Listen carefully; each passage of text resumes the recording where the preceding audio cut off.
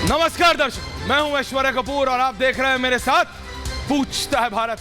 और आज पूछता है भारत में ऐश्वर्या का एजेंडा पे एक बहुत अलग विषय है, लेकिन अलग इसलिए है क्योंकि महत्वपूर्ण है। उड़ीसा में जो हुआ, बालासोर में जो ट्रेन का एक्सीडेंट हुआ, जो भयावह दृश्य थे, उससे पूरा देश नहीं दुनिया भर में लोग हिल गए। बहुत सारे सवाल खड़े होने लगे कि आखिर ये हो कैसे गया, ये हो कैसे गया।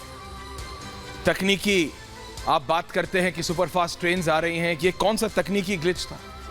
इसी बीच रेल मंत्री जो कि 24/7 365 वहां थे, उनका एक वक्तव्य आया कि क्या सिग्नलों से छेड़छाड़ जो भी आदमी इसके पीछे है उसको ढूंढा जाए। कौन हो सकता है ऐसी भयावह, इस तरह की भयानक चीज कौन कर सकता है, क्यों कर? प्रधानमंत्री नरेंद्र मोदी वहां पहुंचे ग्राउंड जीरो पे। उसके बाद लगातार रेल मंत्री के साथ वो बात करते रहे और अब वो रेल ट्रैक वापस शुरू हो गया। लेकिन इस सब के बीच एक बाबा है, बाबा बागेश्वर छतरपुर मध्य प्रदेश से आते हैं और उन्होंने, ये आजकल बहुत पॉपुलर है, इन्होंने अचानक एक वक्तव्य दे दिया कि जब मैं बिहार गया था, इनका पूरा नाम तो जो पंडित धीरेन्द्र कृष्ण शास्त्री हैं, तो पंडित धीरेन्द्र कृष्ण शास्त्री ने बोल दिया दर्शकों कि जब वो बिहार गए थे तो उन्हें सिग्नल मिला था इस तरीके का। मतलब सिग्नल मिला था इस तरीके का मतलब क्या बाबा को जानकारी थी? क्या बाबा को मालूम था? क्या बाबा को पता था कि इस तरह का भयावह, जानलेवा, कई सौ लोगों को मौत की घाट उतार देने वाला एक्सीडेंट हो सकता है? क्या पंडित धीरेन्द्र शास्त्री को यह मालूम था? और अगर मालूम था, पहली बात तो कैसे? सबसे बड़ा सवाल, पूछता है भारत, कैसे मालूम था? और दूसरी बात, अगर मालूम था तो क्या उन्होंने किसी पुलिस या किसी एजेंसी को बताया? हां या ना? हां तो किसको, ना तो क्यों नहीं बताया? आपको क्या लगता है? What do you feel?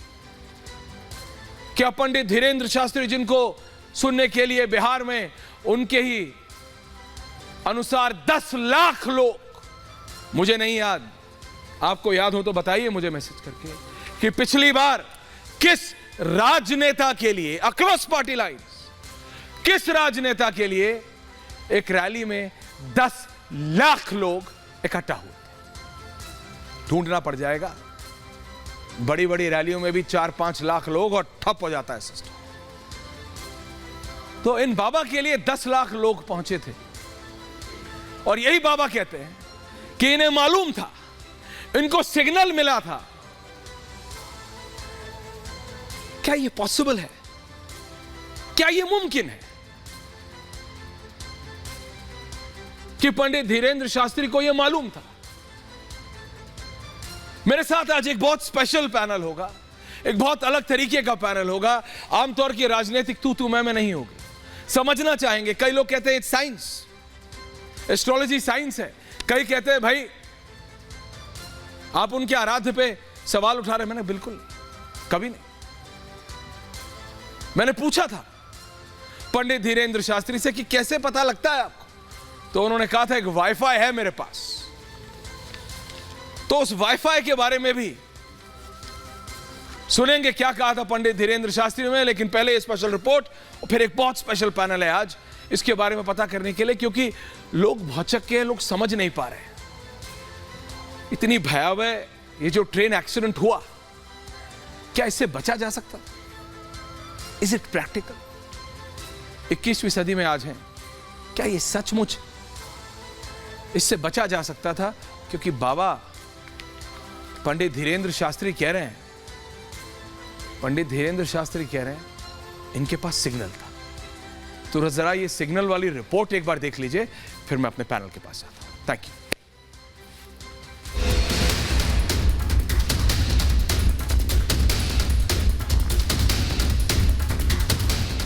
आपकी शक्ति बड़ी घटना भारत के बारे में संकेत दे पाती है। माय डियर प्यारे, यस, जानना विषय अलग है, टालना विषय अलग है। बाबा बागेश्वर का बालासोर रेल हादसे पर यह दावा सुर्खियों में है। हर कोई ये जानना चाहता है कि हादसे से पहले बाबा को अनहोनी के संकेत कैसे मिल जाते हैं। क्या बाबा के पास कोई दिव्य शक्ति है? क्या आज के दौर में यह सब कुछ संभव है? और अगर संभव है तो बाबा बागेश्वर ने आखिर क्यों इस रेल हादसे को रोककर लोगों की जान नहीं बचाई? आखिर क्यों हादसे के पीड़ित आज बिलख रहे हैं? आज हम इसी बात का विश्लेषण करेंगे कि सनातन के ग्रंथों में लिखी शक्तियां क्या बाबा बागेश्वर को मिल गई। लेकिन सबसे पहले सुनिए कि आखिर बाबा बागेश्वर यानी पंडित धीरेन्द्र कृष्ण शास्त्री ने बालासोर हादसे पर क्या कुछ कहा। एक पत्रकार महोदय ने पूछा कि क्या आपकी शक्ति कोई बड़ी घटना भारत के बारे में संकेत दे पाती है। माय डियर प्यारे, यस, सनातन के धर्म ग्रंथों में सिद्धि से मिलने वाली ऐसी कई शक्तियों का जिक्र है जिसे हासिल करने वाले को अंतर्यामी या भविष्यवक्ता के तौर पर जाना जाता है। इन शक्तियों को हासिल करने वाले कई ऋषि मुनि और महाराज हुए हैं। लेकिन आज के युग में जब दुनिया चांद और मंगल तक पहुंच रखती है, तो क्या ऐसे समय में इन शक्तियों का अस्तित्व है? अगर हाँ, तो आखिर क्यों इन शक्तियों का इस्तेमाल अनहोनी टालने के लिए नहीं होता? आखिर बाबा बागेश्वर की ऐसी क्या मजबूरी है जिसकी वजह से वो अपनी शक्ति का इस्तेमाल अनहोनी रोकने के लिए नहीं करते हैं? जानना विषय अलग है, टालना विषय अलग है। जानना बात अलग है, उसको टालना बात अलग है। भगवान कृष्ण को भी पता था महाभारत का युद्ध होगा, लेकिन क्या वो टाल पाए? पंडित धीरेन्द्र कृष्ण शास्त्री अपने बयानों और कलाओं से अक्सर सुर्खियों और विवादों में रहते हैं। मंच पर बेबाकी से हिंदुत्व और सनातन का प्रचार कर वो देश को हिंदू राष्ट्र बनाने की मांग भी करते हैं। यही वजह है कि उनके अनुयायियों की संख्या बढ़ती जा रही है। हालांकि उनकी आलोचना और उनके दावों पर सवाल उठाने वाले भी कम नहीं हैं। ऐसे में सवाल ये कि रेल हादसे के संकेत मिलने वाली बाबा बागेश्वर की बात सच है। क्या बाबा बागेश्वर के पास कोई दिव्य शक्ति है? क्या आज भी अंतर्यामी होना संभव है? और सबसे बड़ा सवाल ये कि बाबा बागेश्वर के अंतर्यामी होने के दावे में कितना दम है? पूछता है भारत।